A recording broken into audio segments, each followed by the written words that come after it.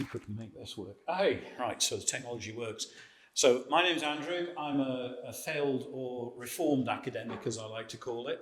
About 35 years ago, I switched to the dark side, having got slightly fed up of postdocs and things like that. So I'm what I call a practical scientist.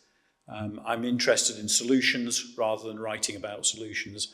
I have a grand total of 2 publications to my name, both in the East African Journal of Food Science, which is right up there with Nature. Because one of the problems with my industry is we don't talk to people, which is a bit of a shame. I've spent about the last God knows how long screaming into the darkness. When energy was ever so cheap, nobody cared. And then Mr. Putin decided that he was going to get quite aggressive. The energy price in the UK went through the roof, and my phone hasn't stopped ringing since. What do? We do aquaculture. That's our main job. So let's ask you a quick question, see if everybody's still awake. What is aquaculture? Probably that is what's in your head. Salmon farming, sea cages, nasty things going on, polluting the environment, this kind of thing. One of the things that you can really do if you want to wind up a salmon farmer is just commiserate with them that are part of a very niche and small part of the aquaculture industry. They get really quite upset about that, particularly in Scotland, where they're literally, if you talk about aquaculture in Scotland, it is salmon. It's basically, that's it, about £1 billion worth every year. The truth is slightly different. On the world stage, salmon's quite little. Carp are the biggest in terms of volume, but they're not worth very much. And prawns, they're quite expensive, and we produce quite a lot of them. Today, this is what aquaculture looks like. This is my site up in St Andrews in Scotland, and you'll see there are a few funny things about it. We have an awful lot of solar panels, we have a big pile of wood, we have a slightly redacted image down the bottom, and a nice little tent at the side here. Inside, we grow things in ponds. This aquaculture site doesn't have any connection to the sea or to the water. We don't have a sewer pipe. Nothing goes out. In fact, I'm both very proud and extremely disappointed of one thing. The water you see here is a site of special scientific interest. It's a highly protected nature reserve. The water is too dirty for me to grow shrimps in it. We take the water in, we clean it, we use it, and when we send it back to the environment, it's cleaner than it was when we borrowed it. Now, I'm really proud of that, but I'm also extremely disappointed that that has to happen. It's really not quite right. This is our farm in the winter. Scotland, it's kind of cold. So why we're growing tropical species like prawns. And the secret to it is this big tent. It keeps things nice and warm. It's a modular building. We designed one out of steel in about 2018, and this one uses 20 times less heat than we used then. So what we've tried to do is save heat everywhere we possibly can. And that way we can grow a tropical species in Scotland, and we do make some money at it, which is quite unusual. As my father said, you can be very, very busy selling tenors for a fiver. And as a Yorkshireman living in Scotland, that's not something that I'm genetically programmed to do. So we do make a profit, but it's quite difficult. And the main difficulty is energy, specifically heat. That's our largest thing. So why all the fuss about aquaculture? Well, the important box is the blue one down in the bottom there. And this is going to sound really obvious. Fish and prawns don't spend energy to stand up. They float and they hover. They don't waste energy like you and I do. They also don't spend energy to keep warm. And that's a really big deal, particularly living in Scotland. We spend an awful lot of energy to keep warm, personally. These guys don't. And the other thing is you can eat pretty much all of them. And that's really quite important. If you grow a cow, you can't eat very much of it. You get about 4 to 10 kilos of food that you can actually eat and want to eat. I'm not talking mystery sausages, things that you actually want to eat. It's quite a low amount. With a fish, it's pretty much all of it. And the same with our prawns. So that's kind of why we do it. It's a way of effectively feeding people. And anybody that tells you we're going to feed the world on salmon, forget it. Salmon are underwater lions, they're predators. You don't feed people on lions. You feed people on cows and sheep and herbivores or detrivores. What's a prawn? So this is what we grow. We grow prawns. Now, the UK is an incredibly unique place The rest of the world call prawns shrimps, but we don't, because we're British. We don't do that. We call prawns king prawns. The chap at the top there, number 1, he's a Scottish langoustine, and we call those prawns.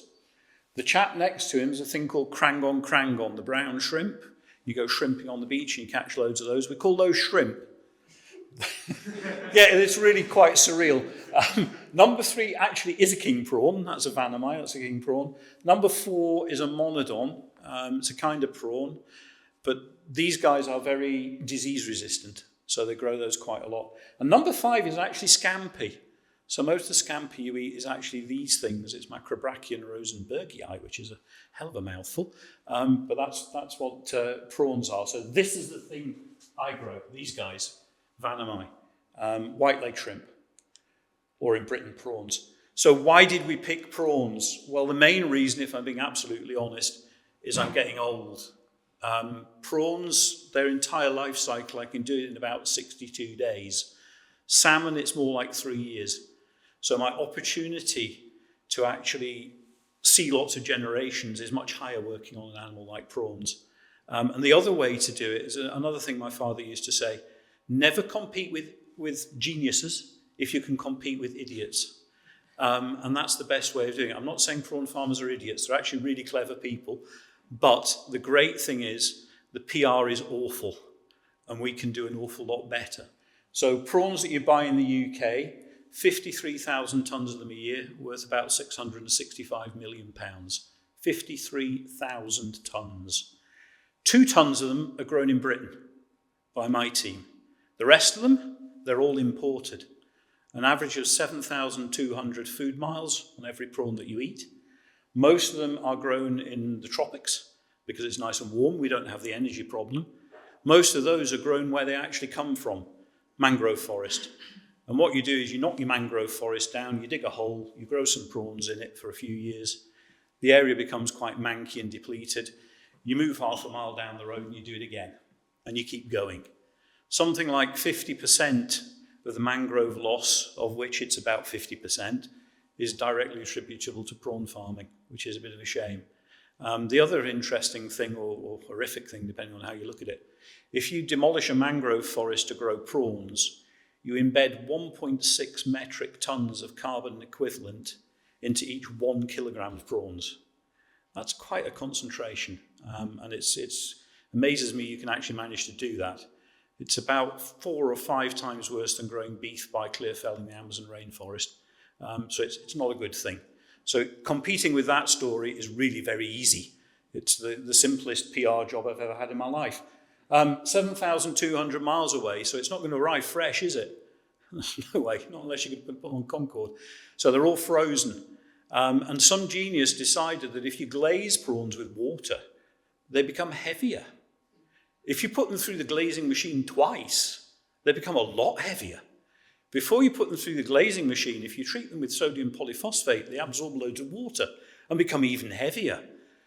But they go black in transit, so you have to bleach them with sulfites, sodium metabisulfite usually, which is a bit of a shame. And also when you're growing them in the wild where they come from, all those diseases and parasites and pathogens that they've co-evolved with, they're all there.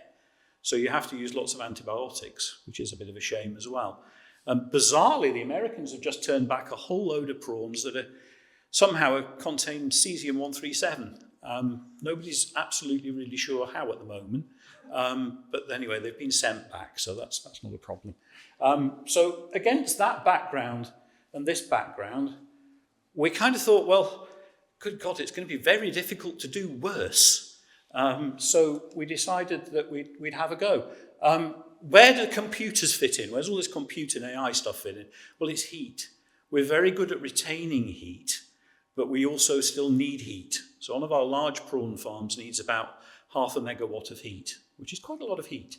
And we want to get it from industry. One of the ones that we're doing at St Andrews is I had a wonderful conversation with a chap. They're running a hydrogen electrolyzer, and they have this lovely diagram, a bit like Matt drew, with loads of arrows and things all over it. And one of the waste streams, waste stream 1, they were having trouble getting rid of it. And I said, so what's waste stream 1? Oh, well, it's 98% oxygen at about 2 bar and 230 degrees centigrade, and we really don't know what to do with it. And I said, well, here, get me a hosepipe. I'll show you what to do with it. So it's about how do we form an ecosystem? Rather than silos, how do we actually join ourselves together? I was asked a long time ago by investors to describe what I did in 3 words. And I said, I bend arrows. These days, I think I talk more about I make webs or I make ecosystems. We try and take somebody's waste and turn it into something that we can actually use. So one of the words we're not allowed to use at work is waste. Waste is a resource that we haven't quite identified what it is yet, but we don't talk about waste. So we're going to heat about 4,000 tons of water to 30 degrees centigrade. And 30 degrees centigrade is a magical number because that gets us into the low-grade heat market. We don't need the high-grade heat, the fancy heat, the Fortnum & Mason's heat. We want the little heat, the lower-grade heat that's nice and economical. So we use quite a bit of that, and that's where Deep Green come in. Our friends here who run data furnaces, they can produce lots and lots of heat. We can use the heat. We have lots of on-site solar and battery storage, and we stick that into prawns. We grow lots of prawns. We feed those to people. The heat can also go to the people, and we run greenhouses. So our greenhouse grows all sorts of exciting crops. At the moment, we're majoring pumatos. I'm not allowed to do marketing. So we have pumatos and chaitatos, neither of which apparently are brilliant branding, but that seems to work quite well. So we're doing very well with those, and as you can see, we are actually producing prawns that we're selling to people, which is kind of unusual. So we're the only people in the UK actually producing prawns at the moment. Now that leads you to 2 conclusions. We're completely insane, option 1. Option 2, we're somewhat ahead of the curve. That's the one I like to tend to, particularly when speaking to investors. So we're ahead of the curve. We're not complete raving lunatics. We're just a little bit ahead of the curve, and I do think people will catch up with us fairly soon. Prawns and AI go the other way as well. So we do use AI and machine vision on our prawns. I was speaking to Richard earlier, telling him that this image gives me a little bit of PTSD. I did, in about 2 weeks, 12,000 bounding boxes and these little spots on prawns on separate images, and it really drove me completely batty. It was awful. I'm never going to do that again. But prawns are quite cool. You can see through them. So here's the hepatopancreas, basically like your liver. We can see their heart. We can count their heartbeats. We can watch the blood, as it were, circulating through the body, the hemolymph. We can see their gut up here. We can see if it's full, if it's not full. It's a bit like advertising. So we know for a fact that 30% of the food we throw into a fish farm gets wasted. But we don't know which 30%, and that's the problem. With prawns, it's quite easy. They tell you. So we can take an image of the prawn, have a little look at it. Is its tummy full? Yes. Okay, don't put any more food in. It's full. Is its tummy empty? All right, need some food. So the prawns are actually ringing a dinner bell and telling us that they want to eat. And that way we save an awful lot of food. We can also have a little look at them and make sure that they're healthy, that their welfare is looking good, and that they're happy. If you think about our farm, we have 4,000 highly evolved biosensors swimming around in the water, real-time reporting to us. It's really quite useful. And that way we can actually use the prawns themselves to tell us how to grow them better. 62 days from start to finish. In the wild, in a pond in the wild, it's about 4 to 6 months. So we've got it a lot quicker. We also have a lot less death because prawns are kind of funny. I always say you either feed them or they go DIY. And basically you don't find dead prawns in a prawn tank. In fact, I reckon if I fell in a prawn tank, you wouldn't find me. They're detrivores, so they eat things that are lying around. They're also cannibalistic. So if we don't feed them, they'll feed themselves. And taken to extremes, you'll wind up with a big prawn in the middle with a big smile on his face and nobody else. So that's not so good. So that's what we're doing with this. And also we can measure the biomass, so we know how many prawns are in a tank. If you have a pond in Indonesia, it's quite fun. Harvest day comes and it's all a bit of a big reveal because you actually don't know what you've got in the pond.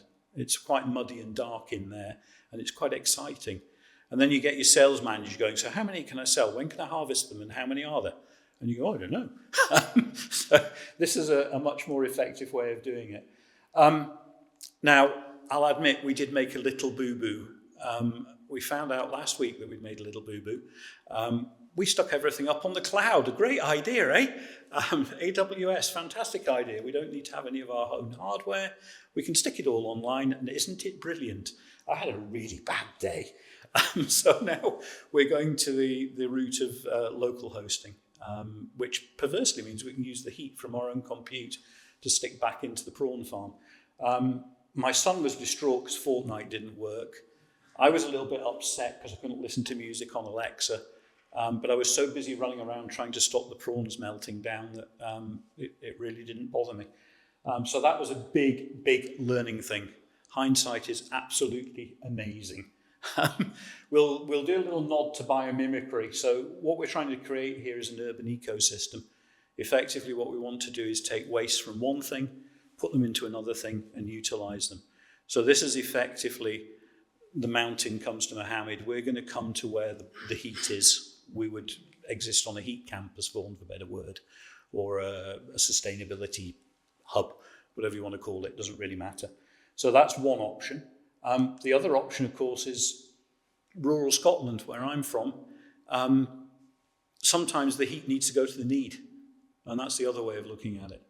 So there is this, I'm not, with this audience, I'm not going to embarrass myself by talking about edge computing, because you know far more about it than I do, but this is one option.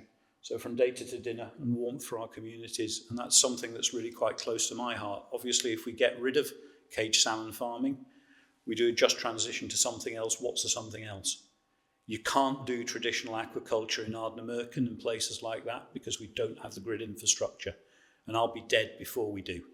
So there's low energy, reuse of energy, using renewables, which always strikes people as odd that I run a prawn farm on solar power in Scotland, because they always go, doesn't it rain all the time? And it does a little bit, but you just design for the fact that you need a bit more solar than you thought you would. It's ever so cheap these days. I've still got my first ever laser printer. It's bigger than this lectern, cost about £3,000, did about a page a minute, black and white. Things move quite quickly, thankfully, and solar power these days is not that expensive. Thank you very much indeed.